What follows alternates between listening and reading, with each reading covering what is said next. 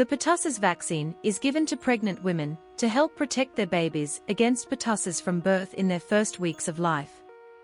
Whooping cough can be a serious, life-threatening illness in young infants that often requires hospital treatment.